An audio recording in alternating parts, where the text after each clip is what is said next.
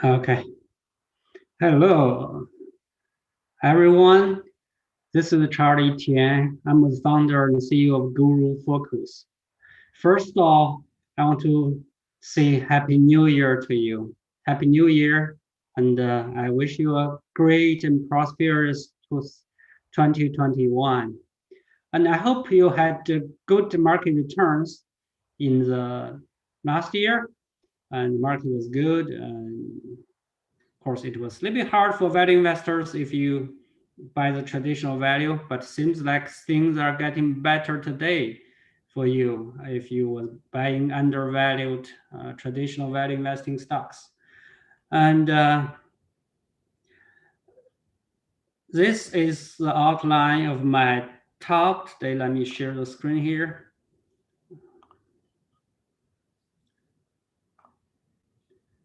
Okay, this is the outline. I think, I'm not sure if you can see it. This is a outline of my talk today. And first, I will talk about the model portfolio update we have done lately. And we also added two new model portfolios, and which I will share with you. Then, because it's the beginning of a new year, and I will talk about the market valuation also. Then I will summarize what the major changes, major improvements we have done for the last year, and also I will share you the plan for this year. And in the meantime, if you have any questions, feel free to leave it in the comment area of the YouTube channel, and I will be able to see it and to answer your questions as best as I can. First, the model portfolio update. We have a few model portfolios we started many years ago. Some of them were started more than 10 years ago. And let me share with you those screens. Let me switch to, okay. Where you can find it, first you come to gurufocus.com, the homepage. The model portfolios are actually listed under screeners, the third column. Third column here, the model portfolios. I know it's a little bit hard to find, but I think if you always search in the search box, you should be able to find them. Yeah, model portfolios. Okay, we will need to make sure that it's available there. But it's a third column under the screener menu.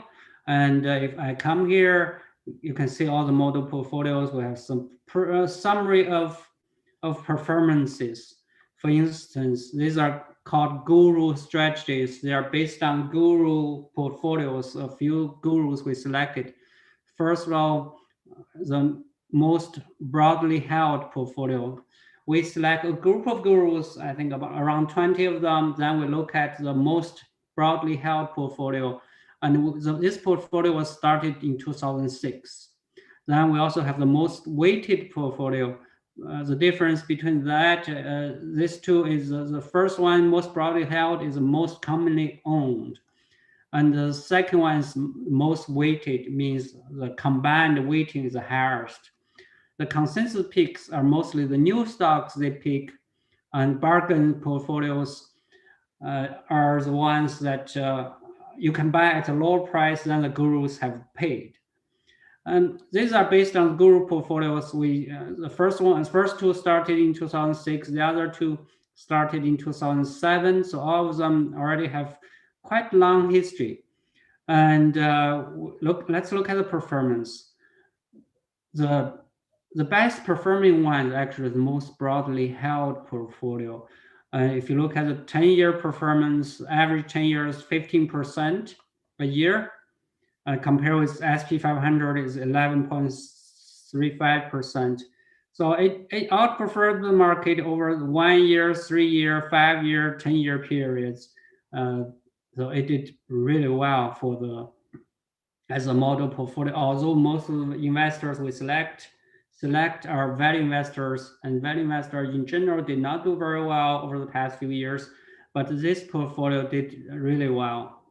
And it outperforms almost every year for many years, and it rarely underperformed. If you look back, the last year it underperformed. It was 2013, only underperformed by 1%, and then it outperformed almost every year. So this is a very consistent performing portfolio strategy, and I will talk a little bit more about that. And unfortunately, the other three did not really do well, although especially the Guru Bargain portfolio, we thought that if you can buy stocks that are below what the gurus have paid, they would do well, but actually they are not. And I will strongly recommend this broadly held portfolio. And okay, we also have some value strategies portfolio, and we call it we start in 2009, Buffett Munger portfolio, undervalued predictable companies portfolio, historical low price to sales ratio portfolio, and the historical low price to book portfolio. And if you look at the performance of these ones, and just like in most of the value strategies last year, and they underperformed the market over the last few years. So all this, among all the portfolios, the most broadly held portfolio has been very consistent and did really well. And we added 2 new model portfolios just this year, just actually this week. One is called high quality, low capex companies, US. So these are the high quality companies in the US. We also added one high quality companies in China. The Chinese economy is getting so big. There are lots of high quality companies now, actually. And if you click on the link, you will be able to see what is in this portfolio. I think it has 20 stocks, and it was started this year. And the Chinese market also, it has 25 stocks, and these are the performances. And it was doing really well, as the Chinese market is doing very well this week. And now let's go back to most broadly held portfolio. And click here, you can see the relative performance of this portfolio compared with SP 500. It's updated. This portfolio is rebalanced once a year only. It is rebalanced once a year. And okay. Warren is asking, how do I find the list of companies that are recommended? And I think you should come to the model portfolios pages where I'm showing you now. And these are actually the portfolio. Actually, I personally put quite some money in. The way I've been doing this for quite a few years. You can see among this portfolio, you can see the Apple has been in it since 2012. It has gained 800% or close to. Microsoft has been in since 2006. It has been in it for more than 14 years, and it has gained 700%, and so on. But some of them are added this year. The last five was added actually this year. So you can see the portfolio turnover is actually quite low. When we do rebalance once a year, and the portfolio turnover is quite low. If you're interested in some Chinese stocks, I think you can come to this list. They're all high quality companies. And I want to explain here that we actually didn't pay a lot of attention to valuation in these portfolios. The reason is because we did quite some study for the market last few years, and the valuation as the behavior is not what we expected. So that's why we didn't pay attention to the valuation in these portfolios. But if you, just like Warren is asking, if you want to list the stocks that you want to get started with, look at these model portfolios. Again, they're under screeners, and the third column here under here, model portfolios. We rebalance it once a year, and when we start, we always put equal weight in the 20 or 25 stocks, equal weight in them. Then when there are new stocks, when we rebalance once a year, during the rebalance, when there's new stocks, and we remove the stocks that should be taken out, then add the new stocks in equal weight. We don't make change to stocks that stay in it. And so in this way, we can reduce the capital gain tax. For this Chinese model portfolio, I personally own 3 of them, and they have been doing really well. I owned 2 of them since 2014. All of them gained more than 1,000%. So, and they're not cheap, but they grow much faster, and they really have good quality. Okay, so much for the model portfolio. If you have questions about the model portfolios, please leave it in the chat box, and I will be able to see it and to address your questions. Now we come back to the market valuation. And for market valuation, if you look at this this manual market, the first one, this is my personal favorite, It's called Buffett indicator. I think if you have been a long-time user, you know this probably quite well. And the Buffett indicators, it's a ratio of the total market cap over GDP. And yes, Sam is asking, what's the point of this indicator if the market is fake? I'm not sure about that. But the Fed did, what Fed is doing did affect the market dramatically. And that's because of that, we actually added a modified Buffett indicator. Instead of just using the total market cap divided by GDP, we're using the total market cap divided by GDP, the market GDP plus the Fed balance sheet. Because everything the Fed does eventually goes to the market.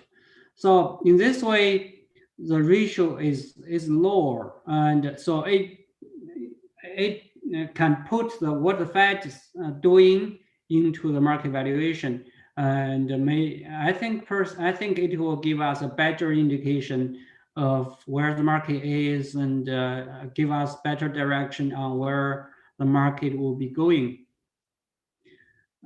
If we look at this this chart, the first chart on the right side, the blue line is the total market cap. Now the US market is close to $40 trillion. The green line is the US GDP. The GDP is now at about 21 trillion.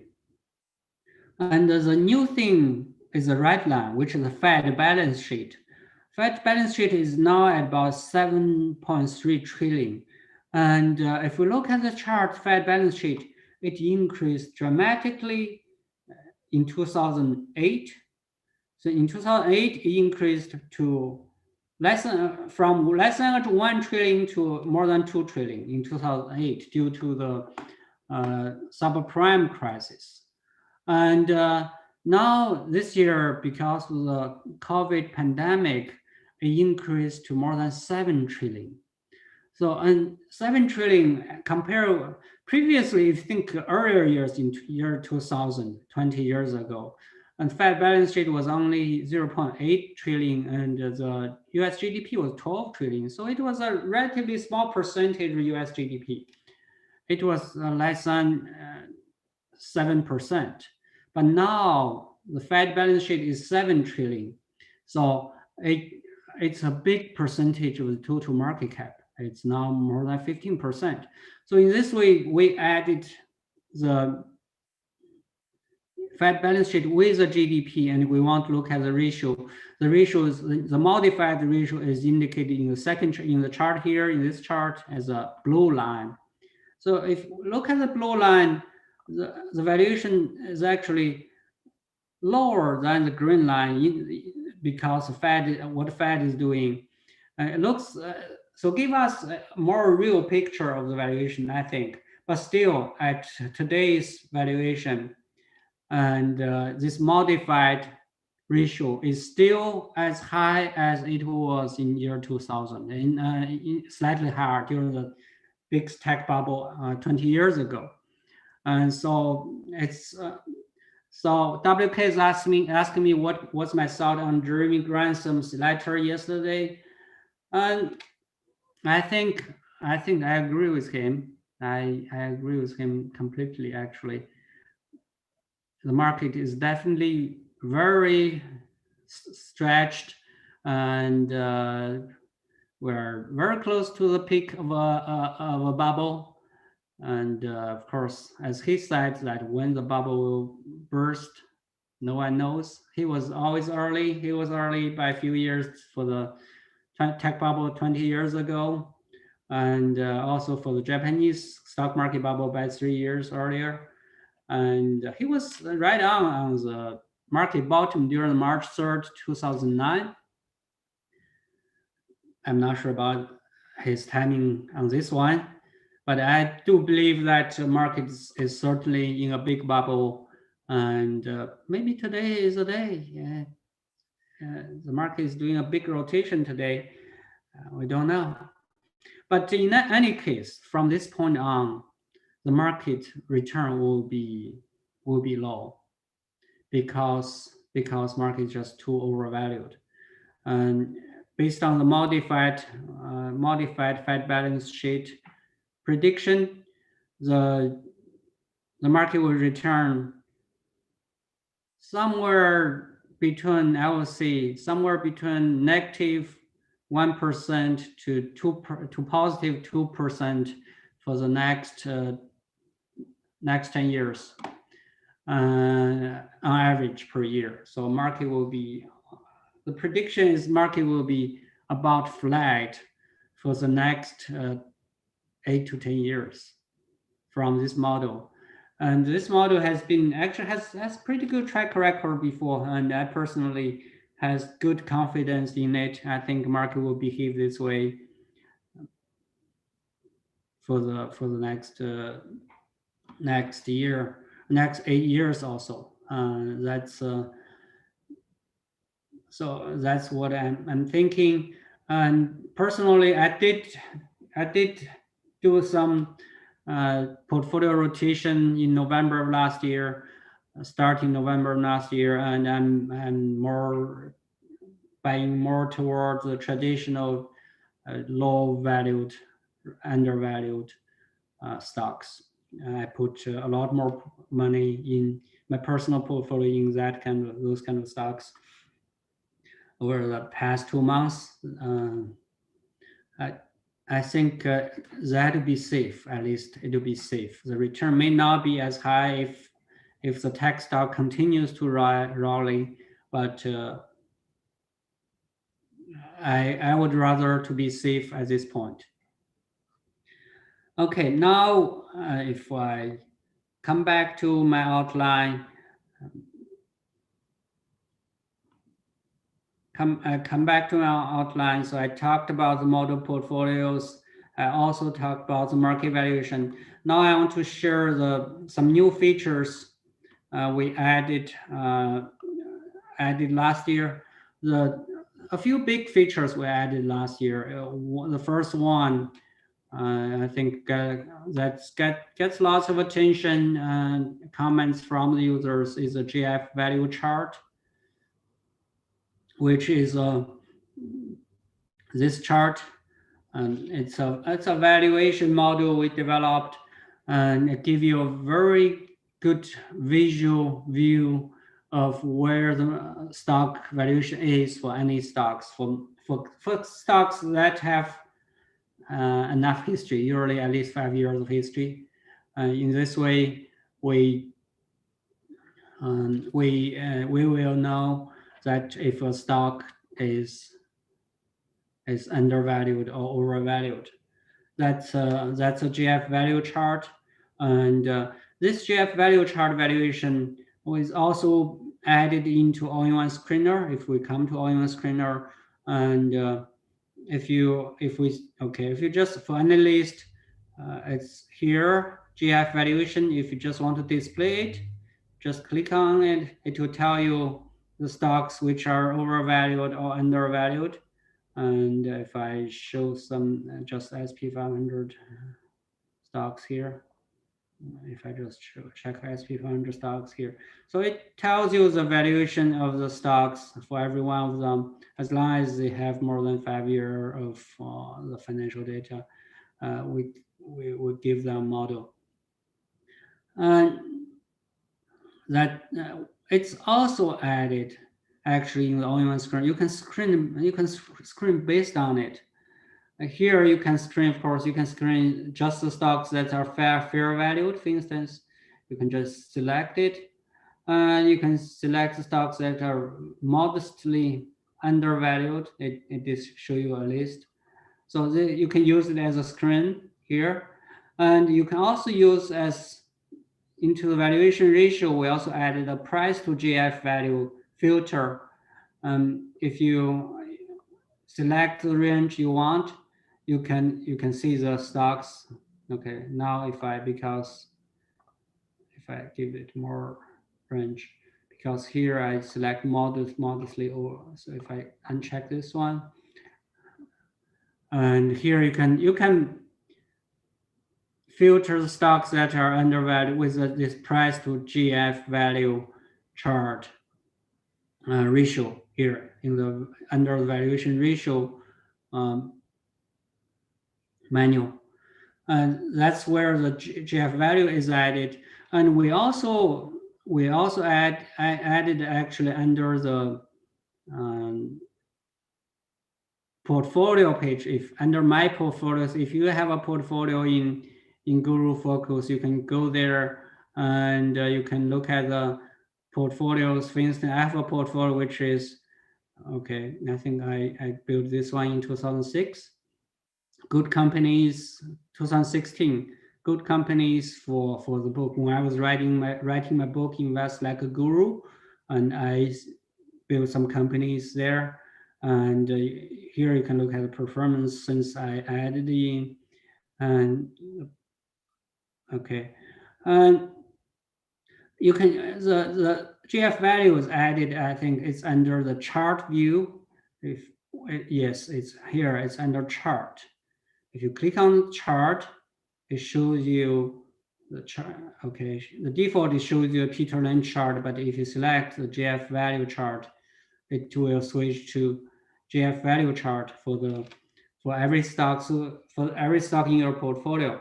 So in this way, you will be able to see multiple charts at one time. So what does GF mean? GF means GuruFocus. Lauren is asking. It doesn't. Yeah, it means GuruFocus, not what you are thinking. Okay. Here you can see the multiple multiple charts here. So GF value is also added here, and for the next step, we also added into the all-in-one screener. Actually, we will also add all-in-one screener views here. In all-in-one screener, we have a chart view, and it has a chart view already here actually, but it's still the Peter Lynch charts and price charts, and we will add the GF value charts in here too, so that you can see multiple charts of your filter results from the screener there. Okay, that's an important feature, and it's a popular feature as well among our users. Okay, now I want to talk about what we changed, the big change we made to the all-in-one screener. First, I want to talk a little bit about the customized screener. And we have a customized screener function, and lots of people don't know it because lots of times we get requests. The users ask us to add different filters, but they actually can do it themselves. They can come to the Customize tab, click on Add Filter. They will be able to add a new filter here. Just give it a name, then look for the item you want. Revenue in this case, for instance, revenue divided by market cap. Whatever you whatever you want. Revenue divided market cap, for instance, and and you want it higher than or higher than a certain value, for instance, 1. And and then you can confirm it. Once you confirm it, it's already active, and it's already displayed the results. So, for instance, here, it gives you the results. It will filter with that. So that's a way you can, if I now modify it to less than 1. So and this way you will find the stocks you want. I think that's should be active here. So that's a way to add a customized filter. And now the next thing actually we added to the all-in-one screener is it called multi-year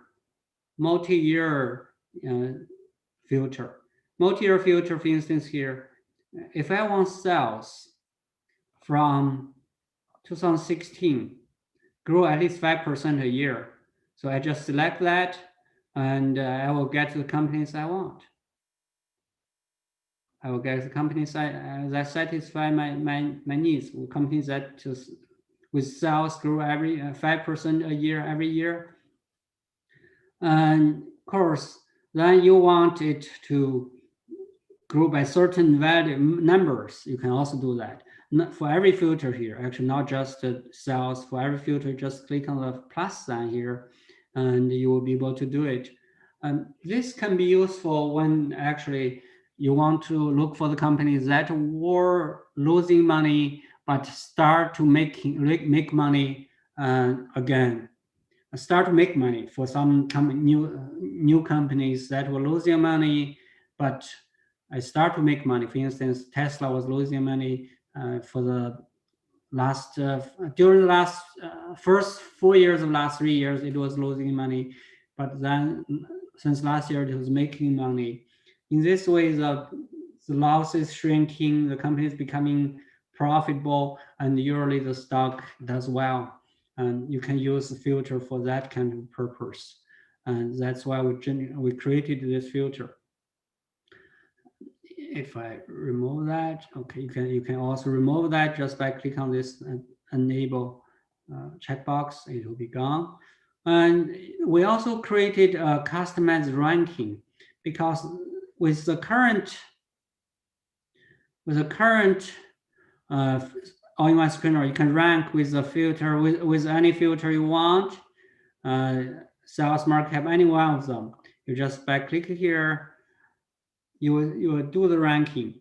This one is not ranked by market cap, but sometimes you want a combination of several parameters instead of just one. And we actually here, you can here have more options. You can here ranking, and now it's ranked by market cap. You can rank by the combination of market cap and the market and the sales. In this way, I just click on it. Each has a weighting of 100%. You can change the weighting here, and in this way, you can tell you which one is ranked the highest. This actually last column here is the overall rank. The reason we developed this is because if you remember the magic formula by Joel Greenblatt, Joe Greenblatt, when he was ranking his magic formula, he ranks by the combination ranking of return on capital and the earnings yield. So the two parameters combined together to rank. And so this function give you this, make it possible for you to do a combined ranking and ranking your own way. And you can rank it. Once you rank it, you can save it here. You can save it ranking here. And the next time when you come, you can just bring up the ranking up. In this way, you can, it will save you lots of time. And also you can save the screeners you set up here, or you save your screeners. Yeah, here you just save it, click on save, and give it a list. You will be able to do it.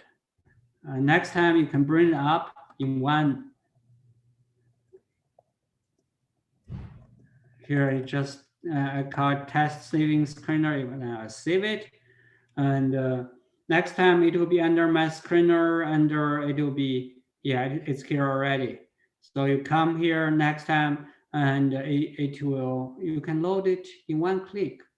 That's an advantage of this saving function, and it really saves you a lot of time. You create a strategy, and next time you can, anytime actually, you can bring it up. Also, you can set to receive emails for the screener you created, and here you can manage it. You can manage your screener, and if you click on this manage, okay, now it's working. See. Okay, manage my screens. Yeah, manage my screens. Here it will show you the list of your screen. You can set. You can set email alerts here, and once there are new stocks, you will receive emails from it. And of course, here you can change it, you can update it, you can delete it. If I just delete that one, so it'll be deleted. Okay, Jason asking, okay, thank you. Cliff has had a column for guru ownership. And yeah, if you look at here, number of gurus, number of guru buys, current hold count, if you click on here, it will add you a bit, but it's 0 because it only counts from the ones you selected. If I select this one, if I select the one, or I select from my own list, okay, if I click on hedge fund gurus, for instance, okay, yeah, and I select, yeah, so I select it, only counts one from this list. So you can see that the counts is changing if I change the number of the gurus selected. So in this way, you can add the guru ownership, the number of gurus, which is how owning the stock here in this current count is 2 things. You can also I think the weighting, number of group buys, sells, weighting. You can also add a weighting here, I think. Okay, somehow it's not this thing. You can do the guru number buys here, number of gurus buying that stock, number of gurus selling that stock. You can do a lot of things here by coming here. Okay, okay. Warren did not understand the discussion customized. Where was it in all-in-one screener? If you come to all-in-one screener and consider filters, you can, first row is the screeners, the ones we saved, we used before. Second is the regions. You can select different exchanges here, the regions, the countries you want. Third row is the filters. The filters, okay, it has these tabs. First one includes all of them. Second, fundamental, valuation, profitability, growth, valuation, rank, price, dividend, insiders, gurus. And this is customized. The second last one is a customized. And then you can screen as if you were 10 years ago or 15 years ago. You can do that here also. And then whenever you need to find a filter, you can switch to all here, then search filter in this box. Search filter in this box, you will be able to search the filter in all the filter, among all the filters in the OnScreener. So the customized, as Warren asked, it's this one. Now I'm highlighting this customized here. It's in green background. If I click on it, it's in green background. In here, there's a link that says add filter, and click on here, you can add filters. That's a customized, and that's actually very popular feature that our users are using. Okay, and that's about the customized filters. And also I talked about the multi-year data screen. I also talked about the customized ranking. And those are the key features actually I want to talk about mainly. Okay, Blaine asking, can I customize filter items be alphabetized to find quickly? And no, you cannot change the order of the filters, but you can always search the filters. You can always search filters here. And for instance, if I search sales, it will highlight anything that filter that has a sales. For instance, his sales, this sales outstanding, and in this way, you can always find any filters you want. If I search, for instance, score, I know there we have several scores: Pejowski F score, Benish M score, Altman Z score. I just search score here, and it highlights all the scores we want. Okay. The filter search, okay, I don't understand this was the Russian name probably. We don't have plan for adding quarterly data right now. We can do annual data, yes, as you said, but we currently don't have plan for quarterly data. We did considered it. We considered it during the when we were adding the annual data, but there were some technical difficulties, and we did not add the quarterly data. But we will look into that again as we organize our data more properly, and we will look into that again in a later date. And okay, so I'm asking about how to use filing widths. Filing width is a function we developed, but we actually, I will see it's not perfectly. We didn't finish completely. I will see. We still have lots of plans on it, but we didn't finish it. And the good thing with filing width is you can easily search in the annual report, in the reports of the companies, you can search for the contents you want. You can search here, sales, let's see, on our stores, number of stores, things like that. You can search that, and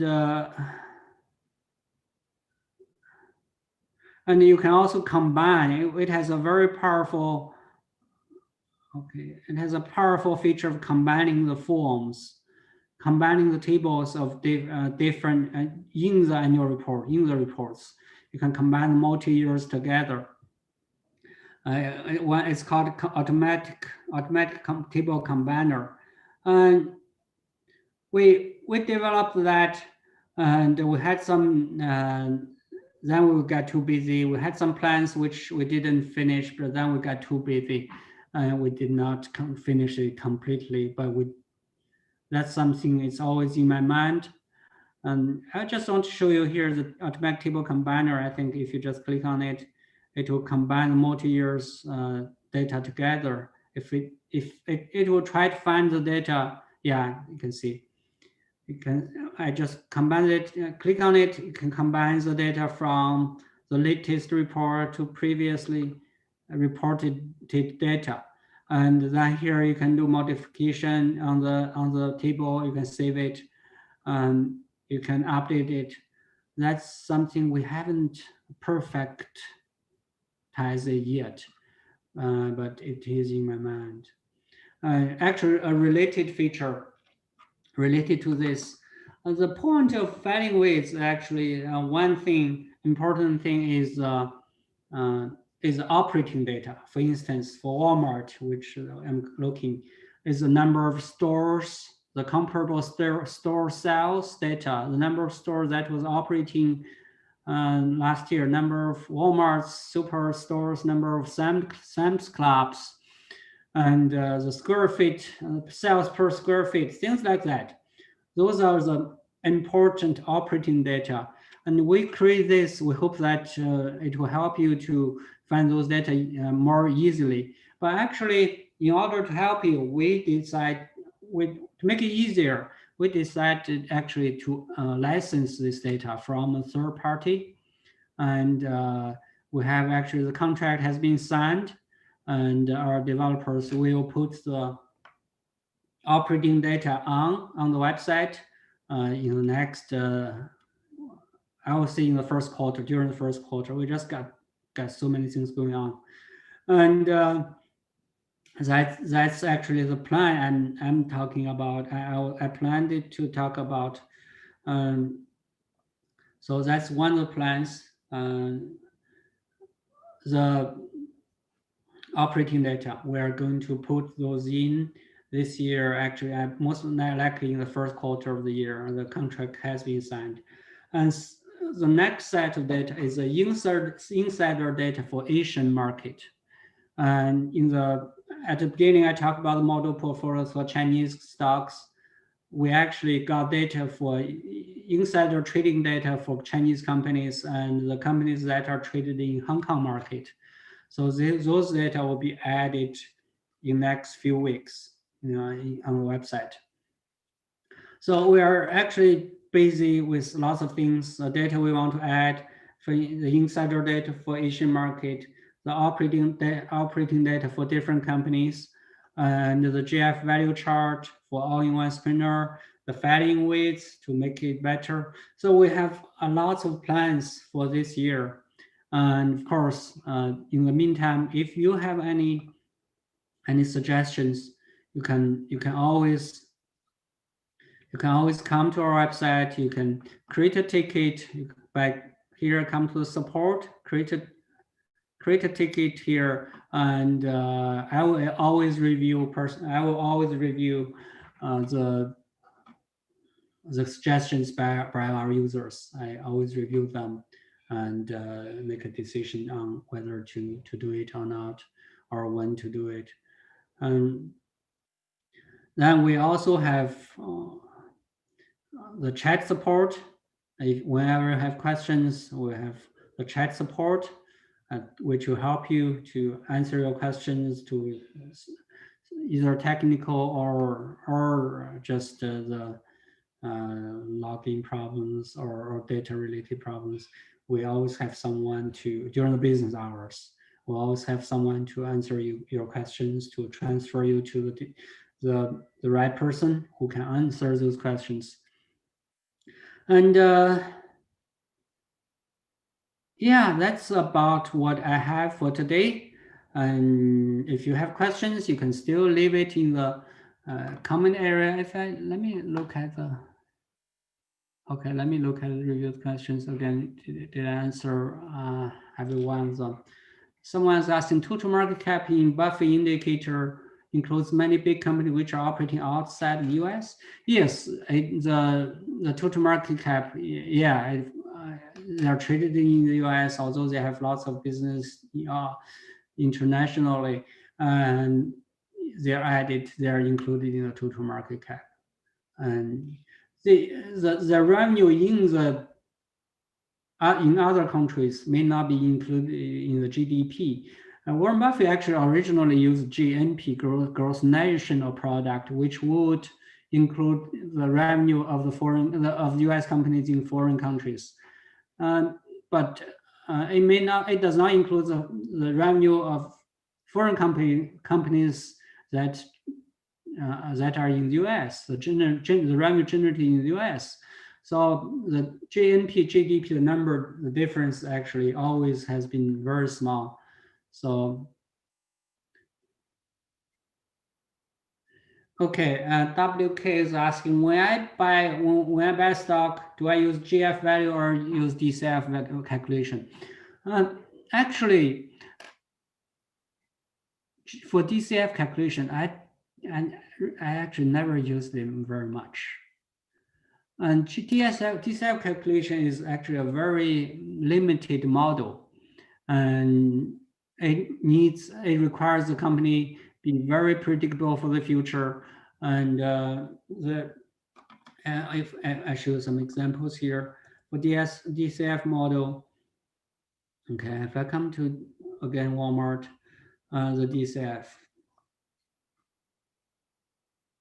Okay, DCF model, it's very sensitive with the discount rate. The discount rate here we have a default is 12%, which is probably, I think, is too high at this point because the interest rate is so low. You can modify the model here. You can give it more the year's growth, a higher growth rate. You can do all of this, but please don't forget we have a warning here. The results may not be accurate due to the low predictability of the business. And we warn you, it does not apply to every company. And some companies are more predictable. DCF will work very well, pretty well if you set the parameters right. But for some company, even Walmart, you think it's a very predictable company, but Walmart actually is operating hasn't been very consistent over the past 10 years. And the DCF actually doesn't work well in this when the company model business is not very predictable. But I think Apple will be a company that's predictable. DCF should apply. And if I lower the discount rate to, yeah, I think maybe 8% is a good number at this point. And yeah, you can use it. DCF will give you, I think, with the parameters I said here, DCF will still tell you Apple is overvalued most likely. I personally use GF value much more, actually, even before we release it. As a new feature on the website, and I use the GF value much more than the DCF value.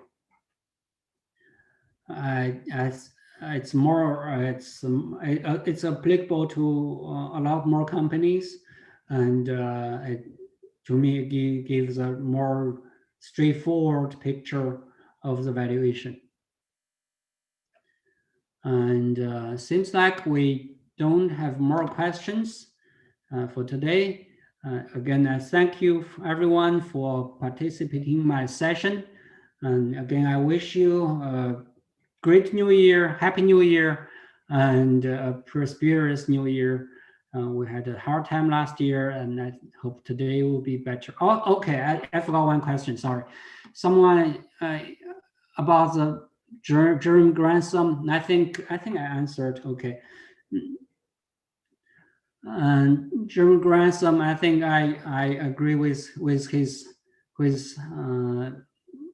article yesterday a lot.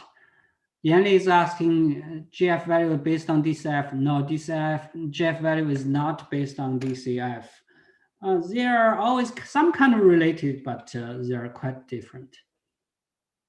Again, thank you all, and I wish you all a great new year. And I will be hosting this session once a month. If you actually, we are having a New Year promotion right now. If you're a premium member, upgrade to Premium Plus or adding more new regions, you will be getting a discount.